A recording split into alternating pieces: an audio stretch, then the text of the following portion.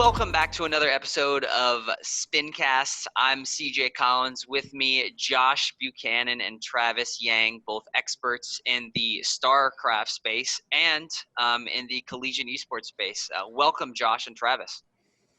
Hey, thanks for having us. Likewise, thank you for having us. Of course.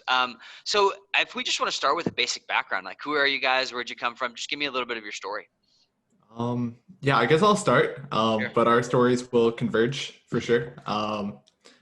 So I guess I started playing esports initially with StarCraft around 10th grade, which this ages me, but I guess that was 2010, I think, 2010, 2011, something like that. And it was my first competitive game at all. I remember I started out in Bronze League, and then not my proudest moment here, but 10th grade Josh just said it would be a good idea to pay his friend who was in Diamond League $5 to boost him from Bronze League to Silver League in StarCraft back in the day. And yeah, not my proudest moment, but that's like just shows how kind of like rock bottom I was initially. Everything was new. I never played a competitive game. I think my computer actually had like 5 FPS initially. So like I remember one of my friends was trying to teach me about kiting, where you go back and forth and shoot and move and shoot. And he was like, he had no idea why I couldn't understand that concept. And then when he saw I had 5 FPS, he understood why I could not kite in StarCraft. There you go. But yeah, started playing that. Eventually met some cool people who were willing to help me out. Slowly got better and eventually hit around Masters League. And that's when a bunch of my teammates ended up joining this new team called StarCraft Ascension. And originally, I don't even think I was really good enough to join, but one of my friends vouched like, oh, I'll just let this guy in. He's a nice guy. And that was actually Travis's team that he started. Cool. So over time, with that team, I got better, reached Grandmaster League, started playing for their academy team. And then that team grew into a much bigger team that ended up being a big team in the StarCraft space at the professional level. So I started doing some like team management for them. And then right around that like time where I started going more towards the management side rather than the competitive play side is when I graduated from college.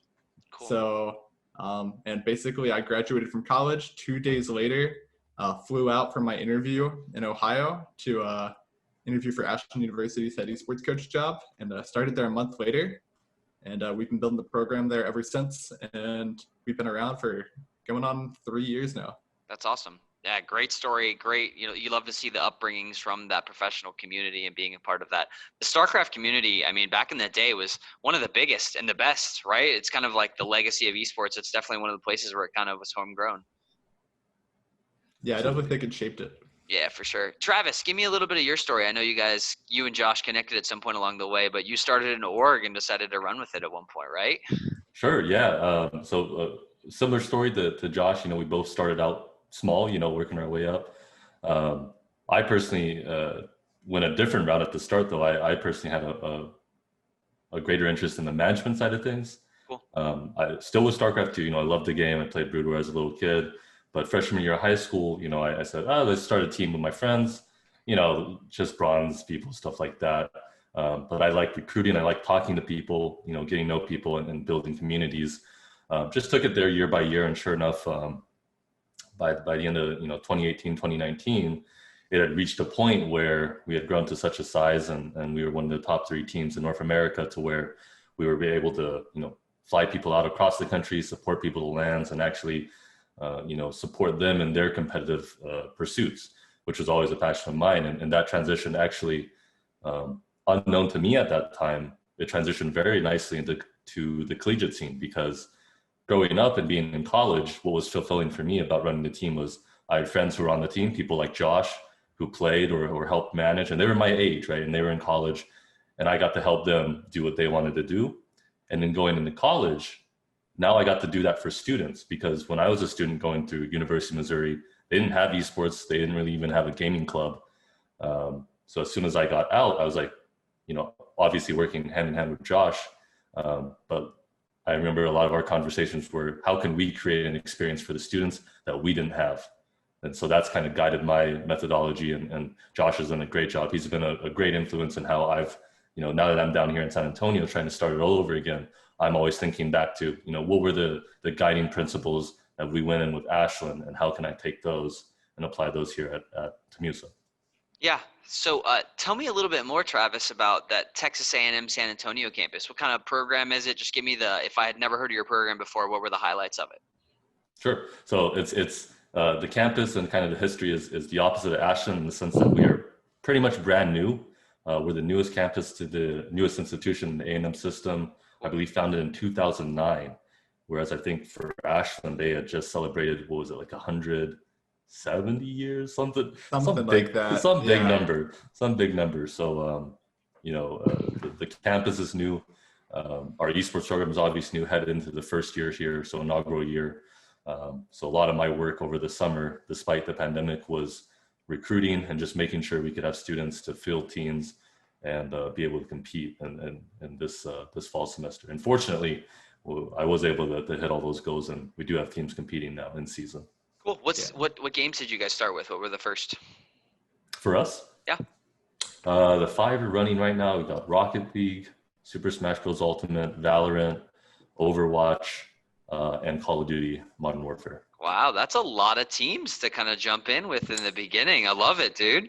It is. It's a lot of work. I may have put a little bit too much on myself, but as Josh knows, but it's good. It's good. The students love it, and it's worth it at the end of the day for that. Cool. Josh, tell me a little bit about Ashland. Tell me about that program, what you guys have going on.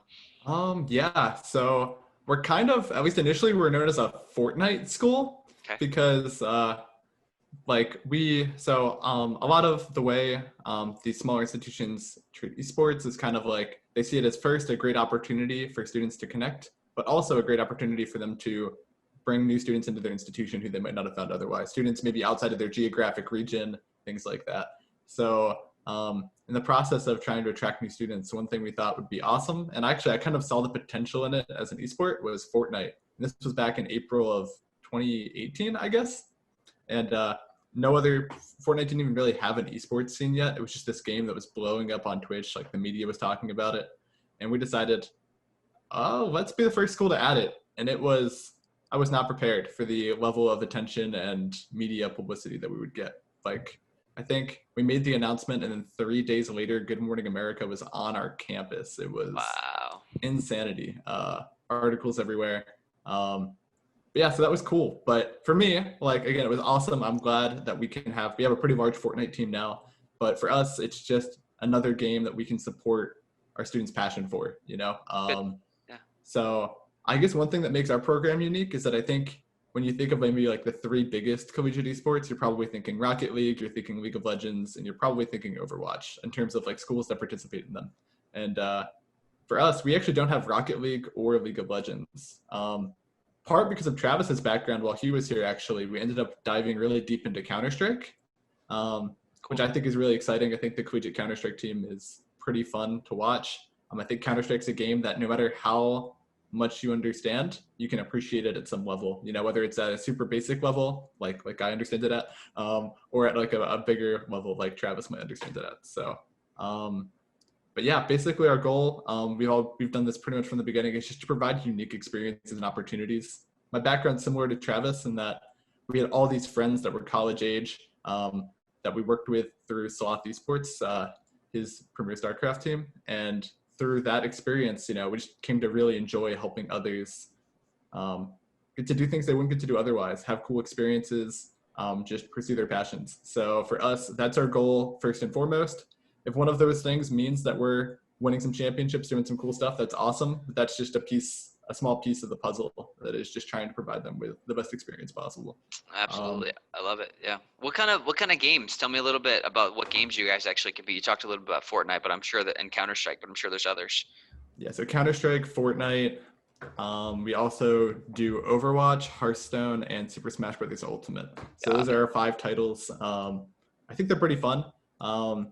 Super Smash Bros. Ultimate was the one we added, and I wasn't sure about it because I feel like with Smash games, especially the new ones, the community starts with one and then moves to the next and moves to the next. And I was curious to see how this particular with Ultimate, how the community would foster. But I think it's actually been really cool, and it's awesome to see a growing community on campus of people who play both casually and competitively. Cool. Let's talk a little bit about the recruitment process. A lot of our kids actually watch these podcasts because we run a recruitment league for Rocket League and Rainbow Six Siege. So the first question would be, how do you find students for your program currently? I'll throw it to you first, Josh.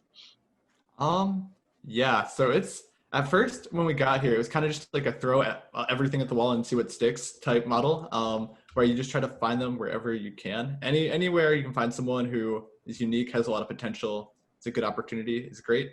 But now we look a lot in the, oddly enough, not really the high school specific discords, but rather like the semi-pro discords. Like for Fortnite, one big discord we use is the East Open Discord. It's got like a ridiculous amount of people in it. Like I don't even know how many people are in that Discord, but that's been an awesome source for us. There's a lot of different recruiting boards on different websites that we use frequently. Cool. But a lot of it's just connections with our players. We're fortunate enough that we have a pretty large team. We have just under 50 people on our team. And a lot of it is making connections with the students who already go there, actually. We have like, I'd say about, of like the 10 recruits we brought in, I'd say at least 5 of them were people who actually had already made connections with people on our team. We kind of understood that they would be a really good culture fit for us, that they had the work ethic, they had the right attitude. And I think that goes a long way in knowing if you want someone. Also, I think having someone who just expresses interest long-term is great too. You know, someone might see this opportunity and think like, in the moment, like, oh, that's great, we should go for it. But then they might change their mind a month later. But if someone has been following our team for several months, maybe even over a year for some of these the students, you can tell that they have real interest and that they really want to be engaged in what you're doing. And I think that is really important. Sure. How about you, Travis, as you kind of built your new programs, you know, you had to go through that recruiting cycle, and I'd imagine because you didn't have the Ashland name at that point, it might have been a little bit more challenging. So tell me a little bit about that process for you. Yeah, absolutely. And in terms of, you know, guiding principles, I won't repeat what Josh said, but absolutely what he said. I'll kind of focus more on kind of a process in terms of practical, you know, application. For us in particular, our esports on this campus is housed under rec sports, which is different from Ashland. And right now in the collegiate esports environment, I don't know the exact split, you know, the percentages, but I'd say athletics is probably a little bit more prevalent for esports to be housed under as opposed to rec sports or student life. But nonetheless, there's still quite a few programs that are under like rec sports or student life. So we're in the rec sports. And what that means for me is that esports is something that we do want to compete, right? And we want to recruit for and compete against other schools against. But it's also, it needs to have a component where it serves the current student population on campus as a service, right, to the students. Which I think is good, right? It fosters the growth of gaming and the esports culture on campus. So when I look at students, my number one kind of first step is to advertise to the current student population, whether it be through forums, through our discourse, through social media, just getting the word out there, which is still something I'm having to do right now. Sure. Again, not to beat a dead horse, but obviously the pandemic has made things harder. Oh, definitely. Yeah, totally. So, you know, we have students who legitimately have not been on campus since, you know, spring break. And as a result, it's hard for them to kind of see the posters or see the stuff that they would normally use to hear about things. So, you know, we still have freshmen, like, you know, just yesterday I find out there's a freshman, he's like, didn't even know we had esports still.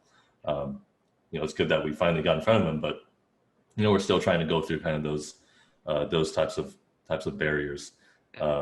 But after we get their attention, you know, we direct them to your standard kind of interest form, asking questions about their background, kind of just basic stats and their experiences, if applicable. From there, it's up to me to narrow, you know, filter through that list and actually reach out to them. We'll go through like a standard phone call, as you do with, you know, normal traditional student athletes and traditional sports. And like Josh said, that's the best time to figure out and learn about their mindset and kind of their own approach and their own experiences to gaming and see how that fits and if that matches the culture that we're trying to build. Absolutely what Josh said, our approach for this first year and going into year 2 is, you know, winning is good. Obviously, we'll take if we can have a great playoff run or even snag a tournament win, that's always good. But what's more important to me is creating that foundation, right? If you can create a good team culture in that first year, that's what will ultimately attract students in the future to come and want to be a part of your program, right? When they come and whether it be through a campus visit or they're playing online through a tryout and they're playing with our group of people and they're like, hey, these people are just genuinely good people. I want to be a part of that. But regardless of how good they are, right? They want to, that creates a compelling kind of argument for students to say, I want to contribute my time and my talent to this program. So a lot of focus on the foundation there. Cool. Aside from that, it's all kind of similar to what I'd imagine all other esports programs do, just the tryouts, having them play and just getting feedback from the team and taking it from there and having them apply to school, stuff like that. Cool. No, I love it, and I think it's it's an interesting time in the world with COVID, going into these semesters with some guys are on campus, some guys aren't on campus, and you have some remote players and some in-person players, and trying to manage all those pieces. So totally understand that the collegiate space is definitely a struggle right now. But I think great answers from both of you, being able to really define like that culture piece, right? You have to make sure that you create that good environment so that it's an environment of learning and passion and dedication, so people want to show up to practice, as opposed to the opposite, where it can become a point where you don't really want to show up to practice because of those different factors. So I think that's really smart. You guys are focusing on those things. Yeah, if I could actually just add on to what Travis said a little bit. One thing I would, especially for any new program out there, anyone who's just starting recruiting for their program, year 1, year 2, I would highly, highly implore you to give up some short-term competitive gains if someone isn't the right fit for your program. Find those people that fit, even if someone maybe isn't as good right now. If they have a great attitude, they're willing to improve, they're coachable, like pick them up instead. Like it's definitely better to be weaker competitively year 1, but have an amazing culture. Like for instance, our Overwatch team started out, everyone was gold or platinum week in Overwatch. And then over the years, we've had people who have slowly gotten better, and they've pushed each other to get better because, one, they've developed these deep friendships and deep care for each other and investment in each other. And then that's led to them slowly getting better. And now our team is Grandmaster and top 500 average because they took the time to invest in each other. And because when recruits come and play with our team, they feel that energy, they feel that care. They could tell that they really, really care about each other and that they're invested in each other. And then that has led to our program's growth in the long term, where I feel like if we had maybe gone for someone who had a less good attitude, was less coachable initially in year 1, we might not be where we're at today, because we kind of we went for the short-term gains rather than the long-term cultural gains that'll result in your program growing over time. Sure. And that's such a teamwork-based game, right? Like Overwatch specifically, it's like it's all about the teamwork and how you execute on those plays. So that makes a lot of sense. Switching gears a little bit here, I know that you guys are both on the board of directors for NACE. So tell me a little bit about how you guys ended up in that role and what that real program and process looks like over there at NACE. And I'll shoot it over to you first, Travis, if that's okay. Sure. And just to clarify real quick, because I'm sure Josh will, technically Josh is on the competition council, which is it's a leadership group, but it's not technically the board of directors. Got it. Sorry, I misspoke. No, you're fine. You're fine. And that's similar to me. For the past year and a half, pretty much, I was on the eligibility committee, which is another one of the leadership committees. It wasn't only until the past, maybe 2 months now since the national convention, I got nominated and elected to the board. Cool. But that's been a whole journey in itself. Josh and I, we attended, I think it was their first national convention it was. And I think we've been to every national convention since then. It's been 3 of them now. Unfortunately, this last one was online. I think it was supposed to be in Kansas City. But yeah, being a part of NACE has been an interesting ride. And I think for full transparency's sake, at one point, I won't speak for Josh, but for me, I was having doubts about the benefits of NACE. Sure. Were they going in the right direction? Were they actually giving enough tangibles in return for the membership fee, for example? Because for a lot of these smaller schools, a membership fee of say $2,000, $3,000, that is a substantial portion of their budget, right?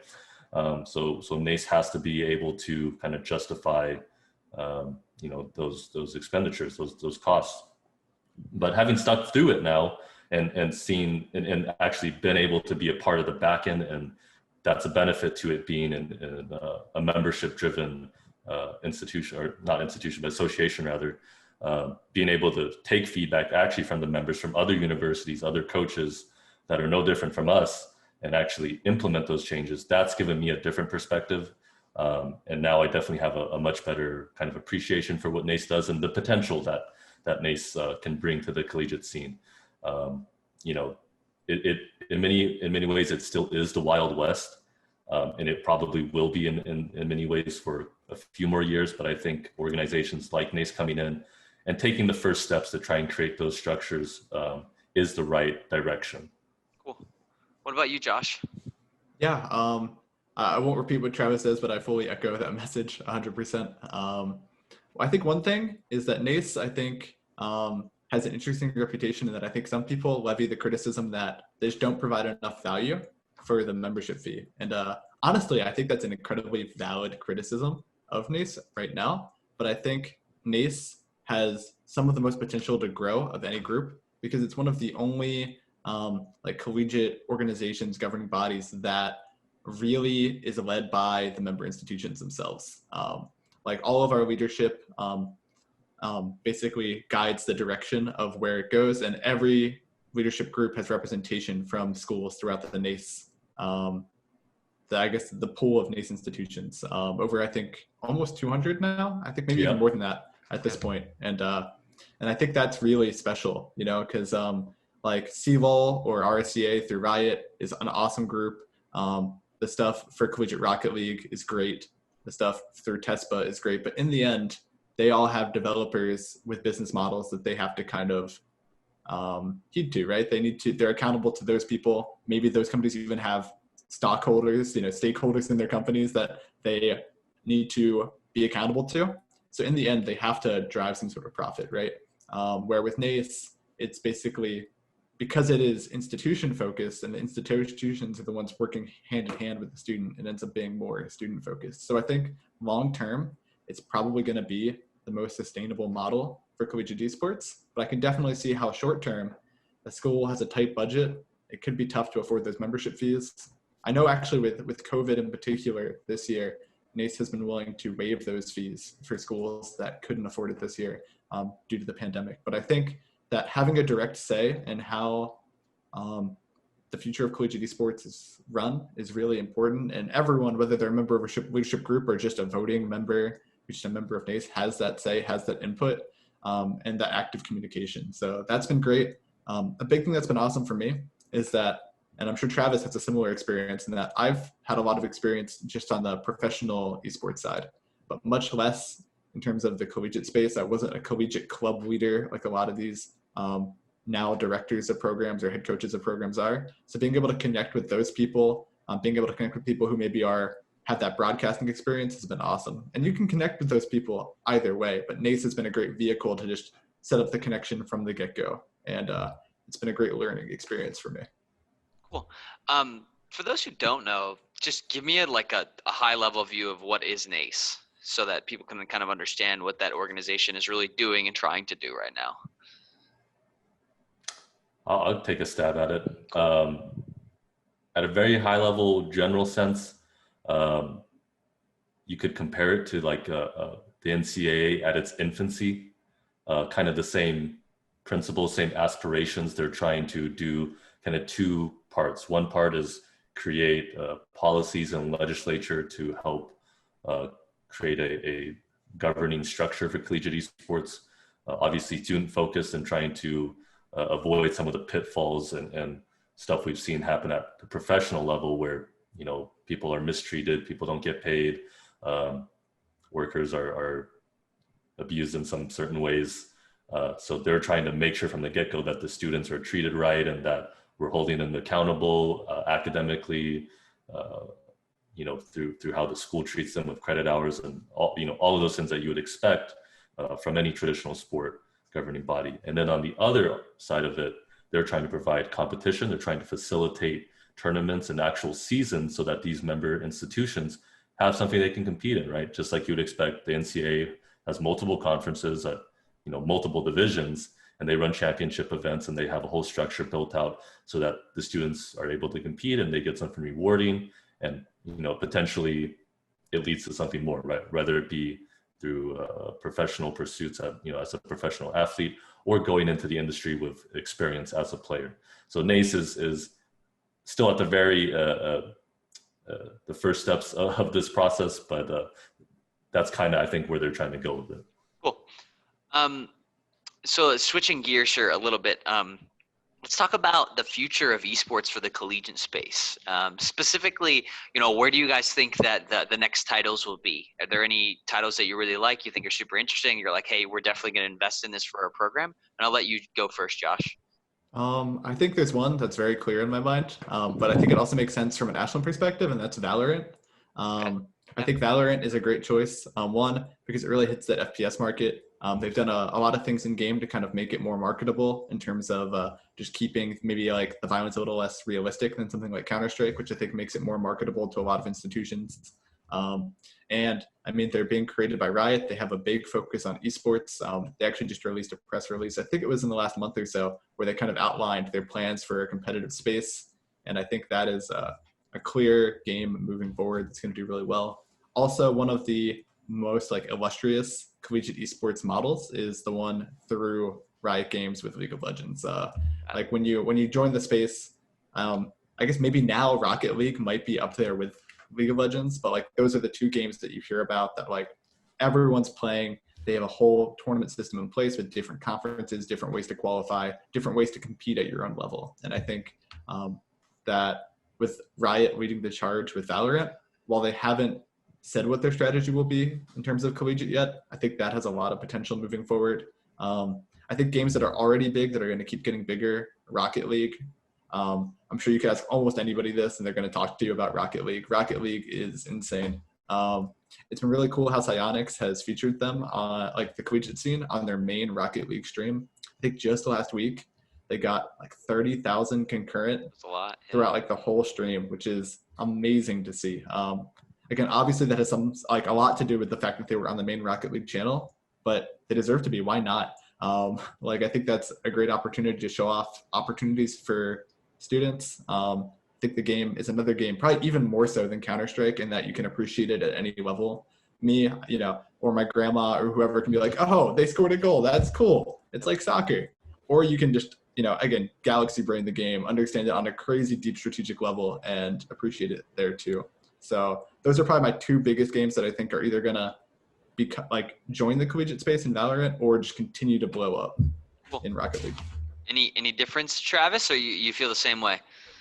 Not really any difference. And in fact, going into this semester, Rocket League was not one of the games I was planning on supporting, mainly because we didn't have, any applications or any interest for it. But, bringing back to that example of the students not hearing about it, literally a week before the semester started, I got 3 applications for Rocket League, just kind of out of the blue, all 3 separate people.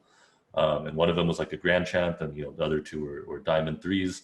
I'm like, hey, if we got 3 people, that's all you need. There you go. We can make this work, right? It doesn't really take that much extra on my part, and 3 students get to compete and get to experience that. So why not? So I kind of am now learning and still trying to learn more about that space, but absolutely. In just my short time and learning about the Rocket League collegiate space, it is very well structured. Psyonix clearly has put a lot of resources into this. There's lots of big discords out there, and I think they're working with Playversus as well as NACE now to do collegiate qualifiers and the collegiate seasons for Rocket League, which is great. So they've definitely gone no holds barred, for collegiate Rocket League, which is great. Valorant, on the other hand, that's another game that we're running this semester, and we kind of did it. I wouldn't say it's a guinea pig or an experiment, but it's kind of that situation with Fortnite where you don't know where it's going to go, but based historically on what Riot's done with League of Legends, we should expect to see a collegiate structure built out for Valorant. It's just a question of, I think, when and how it's going to look at this point. So Valorant, I agree with Josh. I think compared to Counter-Strike, it has more potential, specifically in the collegiate scene, just because it doesn't have as much graphic violence. The characters are a bit more, cartoony. It has more focus on abilities as to, straight up shooting people with headshots in the head. So I'm excited, like Josh said, just to see where both of those games in particular go. Cool. Well, so I'm probably going to wrap it up here, but if you guys want to do a final shout out / where to find you, if somebody's looking for you, wants to talk to you a little bit more about your program, Josh, I'll let you go first. I would say just DM Ashland Esports on Twitter. I usually check those at least once a week, so that's probably the easiest way to get in touch with us. Keep up with our team on Twitter, on Instagram, on Twitch. Everything's just Ashland Esports. Don't follow me. My tweets are boring. My Instagram posts are boring. Shout out to my family who gave a ton of support. They've always supported me in kind of my esports journey and me doing my thing. And shout out to all the collegiate esports leaders out there that are putting in the work, doing that time for oftentimes for free, just putting in the work to provide great opportunities for students. And thanks for having us on. Of course. Travis, go ahead. Sure. Our social media for the team stuff, Twitter, Instagram, Facebook, all TAMU Esports as well, including our Twitch. My Twitter, if you want to follow it, is just my name, Travis Yang, all one word. Similar to Josh, I just retweet what our esports account posts. That's pretty much it. I'm gonna be honest, but feel free to go follow there. In terms of thanks, I owe a lot to Ashland for really building me and giving me the experiences to be in this position now. I definitely would not have gotten here without my time at Ashland and with Josh. So always thankful to him for helping with that. Thanks to you for having us on here. This is exciting as always. Love talking about collegiate esports. I know we could talk about it for hours, but we won't. So. Cool. Well, that's going to do it for this episode of the Spincast. Thanks for checking us out. There's a Spincast every week. So if you're a college out there and you want to get your name to some of our students that are competing in our leagues, make sure you give me a shout out on Twitter or whatever, and hit us up on Stay Plugged In. We love to have more schools. But thanks so much, guys, for joining me here today. And that's gonna do it for this episode.